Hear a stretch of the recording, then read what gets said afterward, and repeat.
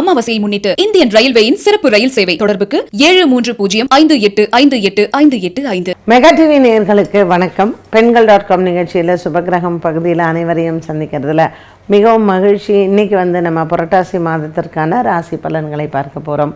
மேஷ ராசியிலிருந்து நம்ம கன்னி ராசி வரைக்கும் ஒவ்வொரு ராசிக்கும் என்ன மாதிரியான பலன்கள், என்ன பரிகாரங்கள் என்பதை முதலில் பார்க்கலாம். இந்த மேஷ ராசி நேயர்களுக்கு பார்த்திங்கன்னா, இந்த புரட்டாசி மாதத்தில் சூரிய பகவான் நமக்கு 6ஆம் இடத்திற்கு சஞ்சாரம் செய்கிறார். ஸோ இந்த 6ஆம் இடம் அப்படிங்கிறது இந்த சூரியன் கேதுவோடு சேர்ந்துருக்கிறாரு. அப்புறம் இந்த புரட்டாசி மாதத்திலே புத பகவானும் வந்துடுறாரு. ராசியில் அந்த 6ல் இருந்த சுக்கிரன் நமக்கு 7ஆம் இடத்துல மாறிடுறார். ஸோ இந்த மாற்றம் இந்த மேஷராசி அன்பர்களுக்கு நல்லதை தரும்.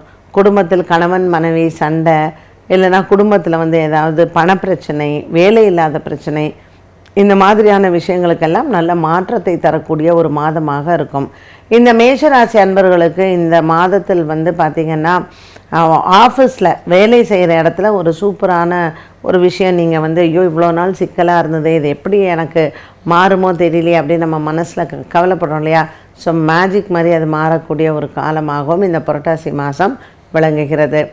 மேஷராசி அன்பர்களுக்கு இந்த மாதத்தில் நீங்கள் சென்று வணங்க வேண்டிய தெய்வங்கள் அப்படின்னு பார்த்திங்கன்னா, பௌர்ணமி திதியில் அன்னதானங்கள் பண்ணுங்கள்.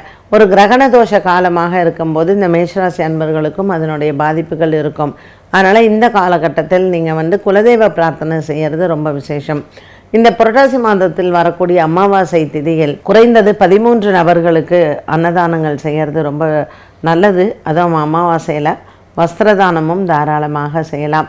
வரக்கூடிய இந்த நவராத்திரி, இந்த புரட்டாசி மாதத்தில் வரக்கூடிய நவராத்திரி பார்த்திங்கன்னா, குறிப்பாக நீங்கள் பெண் குழந்தைகளுக்கு 9 வயதுக்கு உட்பட்ட பெண் குழந்தைங்களுக்கு ஒரு 9 குழந்தைங்களுக்கு வஸ்திரதானம் பண்ணுறதும் ரொம்ப விசேஷம். ரிஷபராசி அன்பர்கள், இந்த ரிஷபராசி அன்பர்களுக்கு இந்த புரட்டாசி மாதம் எப்படி இருக்கும்னா, வேலையில் நல்ல மாற்றங்கள் பார்க்கலாம். ஸோ சில பேர் ட்ரான்ஸ்ஃபர்ஸ் எதிர்பார்த்துருப்பீங்க, அந்த ட்ரான்ஸ்ஃபர் கிடைக்கும். இவ்வளோ நாளாக ரொம்ப ப்ரெஷரைஸ்டாக இருந்தேன், இப்போ ஏன் தான் ஆஃபீஸ் போகிறோன்னோ தெரியல அப்படிங்கிறவங்களுக்கு கூட நல்ல மாற்றத்தை பார்க்கக்கூடிய ஒரு காலகட்டமாக அமைகிறது. இந்த ரிஷபராசி அன்பர்களுக்கு இந்த புரட்டாசி மாதத்தில் நல்ல செய்திகள் நிறையா இருக்கும். வியாபார அபிவிருத்தி நல்லாயிருக்கும். பணம் தாராளமாக புழங்கும். பங்கு சந்தை முதலீடுகள் ரொம்ப நல்லா உங்களுக்கு முன்னேற்றத்தை தரும். ஸோ இப்படி பண விவகாரங்களில் நல்ல வளர்ச்சி தரக்கூடிய ஒரு மாதம் அப்படின்னு தான் சொல்லணும். புதிய வேலைக்கான முயற்சிகளில் வெற்றிகளும் கிடைக்கும்.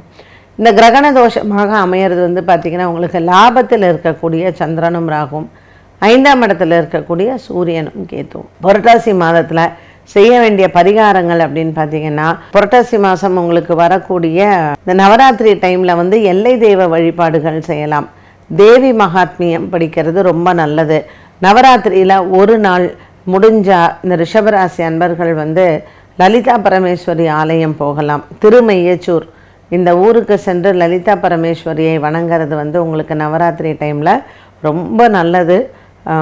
இது வரைக்கும் உங்களுக்கு எதெல்லாம் தடங்கலாக இருந்ததோ இது நிவர்த்தியாகும். சண்டி ஹோமமும் சண்டி பாராயணமும் பண்ணுறது சிறப்பு. மிதுன ராசி அன்பர்கள், மிதுன ராசி அன்பர்களுக்கு இந்த புரட்டாசி மாதம் சூரியன் 4ஆம் இடத்துல இருக்கார். ஸோ வண்டி வாகனங்கள் வாங்கிறது, மாற்றுறது, இதெல்லாம் உங்களுக்கு நல்ல சக்ஸஸ்ஃபுல்லாக அமையும். ஏன்னா உங்களுடைய ராசிநாதன் புத பகவான் உச்சபலம் பெற்று 4ஆம் இடத்துல இருக்கார். அப்போ பெரிய அரசியல் தலைவர்கள் இல்லை பெரிய பதவியில் இருக்கிறவங்க நட்பு கிடைக்கிறது. அந்த நட்புனால் உங்களுக்கு வேலையில் நல்ல புகழ் வர்றது, பணம் வர்றது, இது எல்லாம் உங்களுக்கு வெற்றியை தரும். ஸோ 4ஆம் இடத்தில் இருக்கக்கூடிய சூரியன் கேதுவுடன் அமைந்திருப்பது மிதுன ராசி நேயர்களுக்கு பல விஷயங்களில் முன்னேற்றத்தை தருவதாகவே இருக்கும். மிதுன ராசி நேயர்களுக்கு மனசில் இவ்வளோ நாளாக இருந்த பய உணர்வு மாறும்.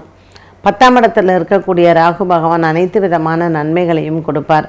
புரட்டாசி மாதத்தில் இந்த பித்ருக்களின் ஆசீர்வாதம் பரிபூரணமாக இவர்களுக்கு உண்டு. பாக்கியத்தில் இருக்கக்கூடிய சனியினால். கடகராசி அன்பர்கள், ராசிநாதன் சந்திரன் தோஷம் பெற்றிருப்பார். மாதத்தின் ஆரம்பத்தில் 17, 18, 19, 20 ஆகிய நாட்கள் அந்த வாரம் முழுவதுமே சந்திரன் தோஷம் இருக்கக்கூடியதாக அமையும் கடகராசி அன்பர்களுக்கு. ஆகவே மாதத்தில் இந்த பௌர்ணமி திதியிலிருந்து அந்த ஒரு பட்சம்னு சொல்லக்கூடிய காலகட்டத்தில், அதாவது பௌர்ணமியில் ஆரம்பித்து அந்த சந்திரன் முழுக்க வந்து திரும்ப சூரியனோட சேர்றாரு இல்லையா?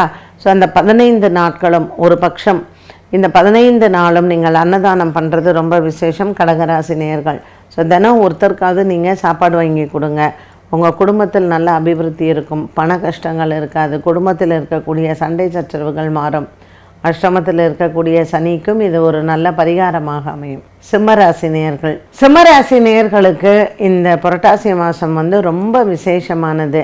என்ன விஷயம் அப்படின்னு கேட்டிங்கன்னா, சிம்மராசி நேயர்களுக்கு ராசிநாதன் சூரியன் வந்து கன்னி ராசியில், அதுவும் கேதுவோட இந்த ஒரு மாத காலமும் சஞ்சாரம் செய்ய போகிறார். குலதெய்வத்தை அனுகிரகம், பித்ருக்களின் ஆசீர்வாதங்கள், இது எல்லாம் நமக்கு கிடைக்கிறதுக்கான ஒரு சூப்பரான டைம்னு சொல்லணும். இருந்தாலும் சப்தமத்தில் 7ல் வந்து சனி பகவான் இருக்கார், 2ல் சூரியன் கேத்துவோட, 8ல் ராகு, அதுவும் இந்த பௌர்ணமி மற்றும் அமாவாசை காலத்தில் கிரகண தோஷமாக அமைகிறது. ஸோ இந்த சிம்மராசி நேயர்கள் பௌர்ணமியும் சரி அமாவாசையும் சரி கிரகண தோஷ பரிகாரங்கள் மேற்கொள்வது நல்லது. நீங்கள் வந்து ப்ரெக்னெண்ட்டாக இருக்கீங்க அப்படின்னா, கருவுற்ற தாய்மார்களும் சரி, இல்லை உடம்பு சரியில்லாத இருக்கக்கூடிய பெண்கள், நீங்கள் வந்து உங்களுக்கு டெலிவரி ஆகுதுன்னா குழந்தை பிறக்கிற டைமு, இல்லை குழந்தை பிறந்துடுச்சு இந்த டைமில் அப்படின்னாலும் இவர்கள் பரிகாரங்கள் மேற்கொள்ள வேண்டிய ஒரு காலகட்டம். ஸோ இந்த புரட்டாசி மாதத்தில் சூரியன் கேத்துவுடனும் சந்திரன் ராகுவுடனும் இருக்கக்கூடிய காலம் வந்து கிரகங்களுக்கெல்லாம் தோஷம் இருக்கக்கூடிய ஒரு காலம். ஸோ சிம்மராசினியர்கள் அவசியம் பரிகாரம் செய்து கொள்ளக்கூடிய ஒரு காலம் அப்படின்னு தான் சொல்லணும்.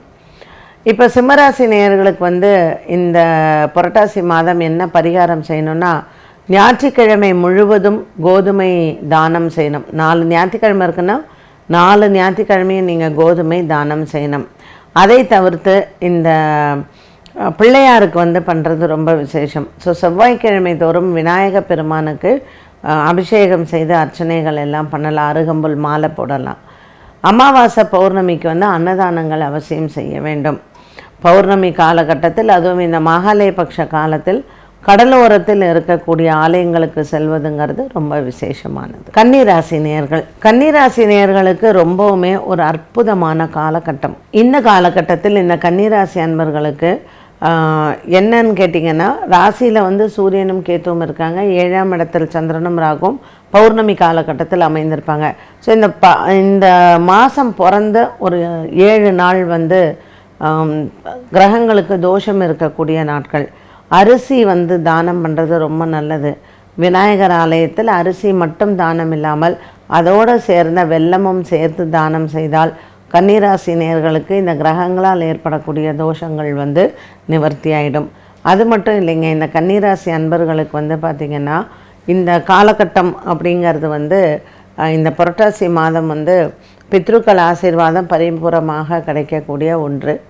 6ஆம் இடத்தில் சனி பகவான் இருக்கார், பாக்கியத்தில் வந்து குரு பகவான் இருக்கார், ராசியில் கேத்து 7 ராகு. இப்படி ஒரு கிரக அமைப்பில் பித்ருக்களினுடைய ஆசீர்வாதங்களை பெறுவதற்கு கன்னிராசி நேயர்கள் வந்து இந்த மாதம் முழுவதும் அன்னதானங்கள் பண்ணுறது, வஸ்திரதானங்கள் பண்ணுறது, கோவில் இந்த விளக்கு கூட ஏற்ற முடியாமல் இருக்கும் தெரியுமா, பாழடைஞ்ச கோவில்கள், அதுக்கெல்லாம் வந்து நெய் தீபம் போடுறது, ஆலயங்களுக்கு வந்து எவ்வளோ முடிஞ்சதோ தானம் பண்ணுறது, அரிசி நிறைய தானம் பண்ணுறது, இதெல்லாம் இந்த மாதம் வந்து கன்னிராசி நேயர்களுக்கு தானங்கள் கொடுக்குற மாதம்னு பேர். ஸோ உங்களுக்கு நவராத்திரி சமயமும் வர்றதுனால எவ்வளோ முடிஞ்சதோ ஆலயங்களுக்கும் பண்ணுங்கள், இல்லாதவர்களுக்கும் செய்யுங்க. உங்களால் எவ்வளோ தானம் முடிஞ்சதோ, உங்களுடைய சம்பாத்தியம் எவ்வளோ அதற்கு தகுந்தாற் போல் தானங்கள் பண்ணுங்கள். ஆத்மா எல்லாம் சாந்தியாகி உங்களுடைய பித்ருக்கள் எல்லாம் ஆசீர்வாதம் பண்ணி குடும்பத்திலும் சிறியவர்கள் முதல் பெரியவர்கள் வரை சந்தோஷத்தை மட்டுமே பார்க்கக்கூடிய ஒரு காலமாக மாறும். அதனால் கன்னிராசி நேயர்களுக்கு இந்த புரட்டாசி மாதம் ரொம்ப ஒரு குதூகலமான ஒரு மாதம் அப்படின்னு சொல்லலாம். ஸோ இது நல்லது வருதா வரலையாங்கிறது நம்ம கையில் தான் இருக்குது. இப்போ மேஷராசியிலேருந்து கன்னிராசி வரைக்கும் யார் யார் என்னென்ன தெய்வங்களை எல்லாம் வணங்கணும், எப்படி பரிகாரங்கள் செய்யணும் அப்படின்னு சொன்னாலும் இதை முறையாக ஃபாலோ பண்ணுங்கள். நிச்சயமாக இந்த புரட்டாசி மாதம் உங்களுக்கு அதிர்ஷ்டம் தருவதாகவே இருக்கும். என்ன நேயர்களே, இன்றைய பெண்கள்.com நிகழ்ச்சியில் மேஷராசி முதல் கன்னிராசி வரைக்கும் ஒவ்வொரு ராசி நேயர்களும் என்ன மாதிரியான பரிகாரங்கள் செய்யலாம் என்பதை பார்த்தோம். மீண்டும் சந்திக்கும் வரை நன்றி, வணக்கம். மகாலய அமாவாசையை முன்னிட்டு இந்தியன் ரயில்வேயின் சிறப்பு ரயில் சேவை. தொடர்புக்கு 7305858585.